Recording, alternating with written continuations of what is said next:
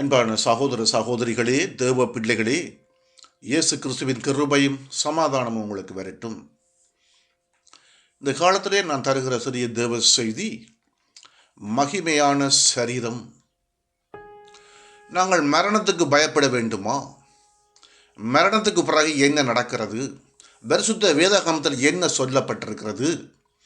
சில வார்த்தைகளை மாத்திரம் கொடுக்கிறேன், தயவு செய்து கேளுங்கள். சகோதரரே, கேளுங்கள். இது உங்களுக்கு மிகவும் பிரயோசனமாக இருக்கும். கிறிஸ்துவாகிய எங்களுக்கு இருக்கிற ஒரே நம்பிக்கை, நாங்கள் பிதாவையும் இயேசு கிறிஸ்துவையும் பரிசுத்த ஆவியையும் ஏற்றுக்கொண்டிருக்கிறோம். எங்களுக்கு இருக்கிற நம்பிக்கை, நாங்கள் மரித்தாலும் உயிர்த்தெழுந்து இயேசு கிறிஸ்துவோட இருப்போம்.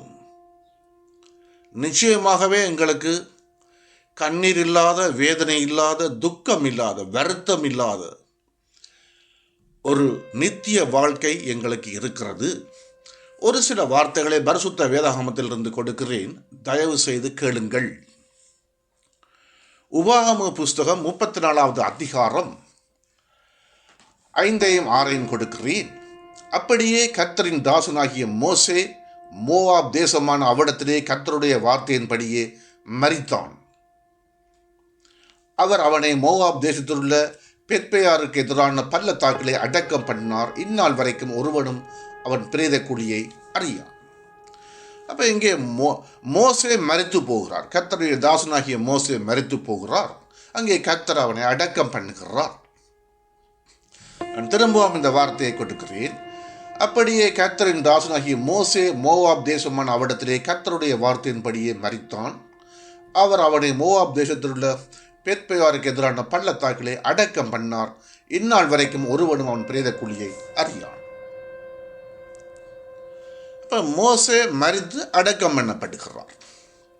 மத்தேயு 17வது அதிகாரத்தில் சில வார்த்தைகளை கொடுக்கிறேன், தயவு செய்து கேளுங்கள். 6 நாளைக்கு பின்பு இயேசு பேதுருவையும் யாக்கோப்பையும் அவருடைய சகோதரனாகிய யோவானையும் கூட்டிக் கொண்டு தனித்திருக்கும்படி உயர்ந்த மலையின் மேல் போய் அவர்களுக்கு முன்பாக மருவமானார். அவர் முகம் சூரியனைப் போல பிரகாசித்தது, அவர் வஸ்திரம் வெளிச்சத்தைப் போல் வெண்மையாயிற்று. அப்பொழுது மோசேயும் எலியாவும் அவரோட பேசுவதாக அவர்களுக்கு காணப்பட்டார்கள்.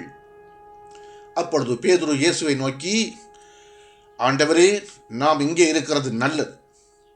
உமக்கு சித்தமானால் இங்கே உமக்கு ஒரு கூடாரமும் மோசேக்கு ஒரு கூடாரமும் எலியாவுக்கு ஒரு கூடாரமாக 3 கூடாரங்களை போடுவோம் என்றான்.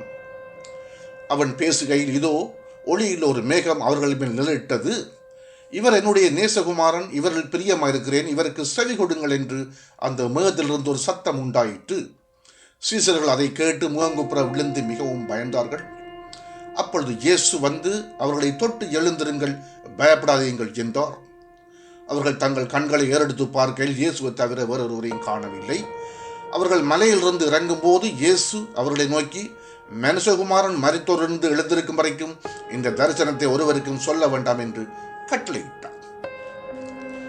அப்ப இங்கே மோசே, நான் திரும்ப அந்த வார்த்தையை கொடுக்கிறேன், அவர்களுக்கு முன்பாக மருவமானார். அவர் முகம் சூரியனைப் போல் பிரகாசித்தது, அவர் வஸ்திரம் வெளிச்சத்தைப் போல் வெண்மையாயிற்று. அப்பொழுது மோசேயும் எலியாவும் அவரோட பேசுவர்களாக அவர்களுக்கு காணப்பட்டார்கள்.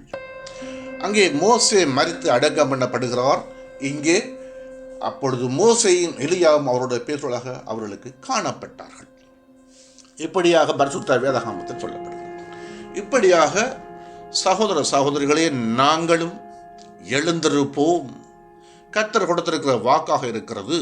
வானம் பூமி ஒளிந்து போகும், என் வார்த்தைகள் ஒளிந்து போவர் என்று இயேசு கிறிஸ்து சொல்லுகிறார். இன்னும் சில வார்த்தைகளை கொடுக்கிறேன், தயவு செய்து கேளுங்கள். 1 கொரிந்தியர் 15வது அதிகாரம் 42 சில வார்த்தைகளை கொடுக்கிறேன். மரித்தோரின் உயிர்த்தெழுதலும் அப்படியே இருக்கும். அழிவுள்ளதாய் விதைக்கப்படும், அழிவில்லாததாய் எழுந்திருக்கும். கனவீனம் உள்ளதாய் விதைக்கப்படும், மகிமை உள்ளதாய் எழுந்திருக்கும். பலவீனம் உள்ளதாய் விதைக்கப்படும், பலம் உள்ளதாய் எழுந்திருக்கும். என்ம சரீரம் விதைக்கப்படும், ஆவிக்குரிய சரீரம் எழுந்திருக்கும். என்ம சரீரம் உண்டு, ஆவிக்குரிய சரீரம் உண்டு. நான் இந்த வார்த்தைகளை திரும்பவும் கொடுக்கிறேன்.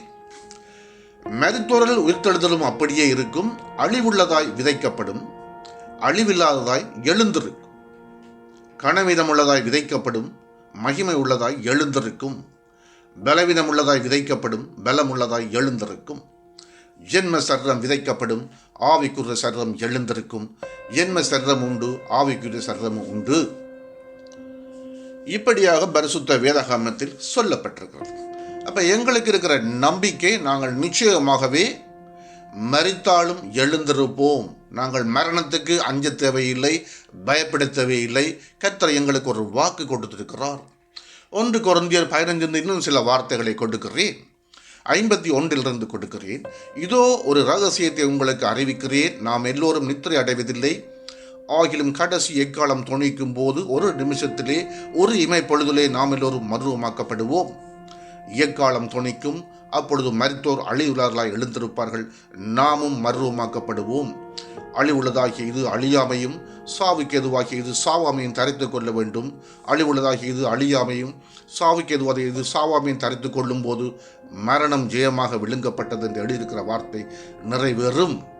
ஆகவே சகோதர சகோதரிகளே, தேவ பிள்ளைகளே, மோசே அங்கே மரித்து போகிறார்.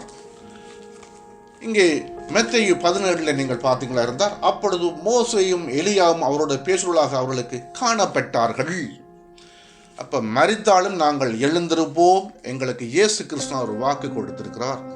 பிதாவை ஏற்றுக்கொண்டு இயேசு கிறிஸ்துவை பின்பற்றி அவருடைய கட்டளைகள் கற்பனைகளை முழு இதயத்தோடு நாங்கள் பின்பற்றினால் நாங்கள் மரித்தாலும் எழுந்திருப்போம்.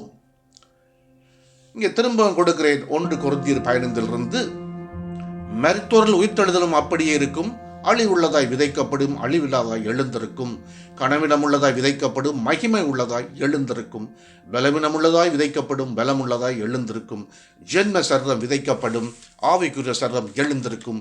ஜென்ம சரீரம் உண்டு, ஆவிக்குரிய சரீரம் உண்டு. 1 கொரிந்தியர் 15:51 சொல்லப்படுகிறது.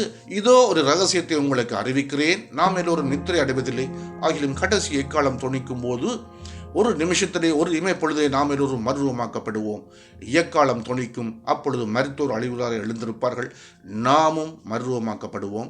அழிவுள்ளதாகிய இது அழியாமையும், சாவுக்கு எதுவாகிய இது சாவாமையும் தரித்து கொள்ள வேண்டும். அழிவுள்ளதாகிய இது அழியாமையும், சாவுக்கு எதுவாகிய இது சாவாமையும் தரித்து கொள்ளும் போது மரணம் ஜெயமாக விழுங்கப்பட்டது எழுதியிருக்கிற வார்த்தை நிறைவேறும். ஆகவே சகோதர சகோதரிகளே, தேவ பிள்ளைகளே, நிச்சயமாக பிதாவை ஏற்றுக்கொண்டு இயேசு கிறிஸ்துவை ஏற்றுக்கொண்டு அவருடைய கட்டளைகள் கற்பனைகளை முழு இருதயத்தோடும் முழு பலத்தோடும் முழு ஆத்மாவோடு ஏற்றுக்கொண்டு நாங்கள் வாழ்வோமாக இருந்தால் மரணத்துக்கு அஞ்ச தேவையில்லை.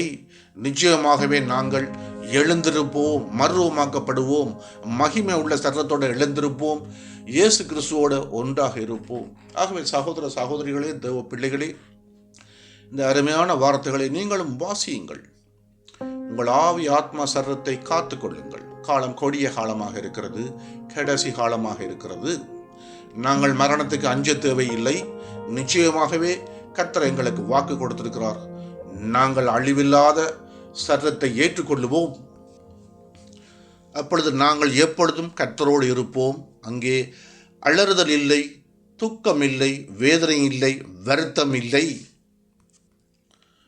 வெளிப்பாடு 21வது அதிகாரம் 4வது வசனத்திலே அவருடைய கண்ணீர் யாவையும் தேவன் துடைப்பார். இனி மரணமும் இல்லை, துக்கமும் இல்லை, அலறுதலும் இல்லை, வருத்தமும் இல்லை, முந்தினவைகள் ஒளிந்து போயின என்று விளம்பெடுத்து.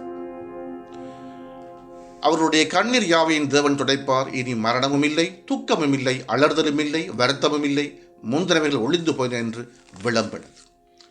அப்ப எங்களுக்கு இப்ப இருக்கிற துன்பங்கள், வேதனைகள், வருத்தங்கள், ஏமாற்றங்கள், கஷ்டங்கள், கவலைகள் மறைந்து போயிருக்கும். நாங்கள் அழிவில்லாமல் எழுந்திருப்போம். இயேசு கிறிஸ்துவோடு ஒன்றாக இருப்போம்.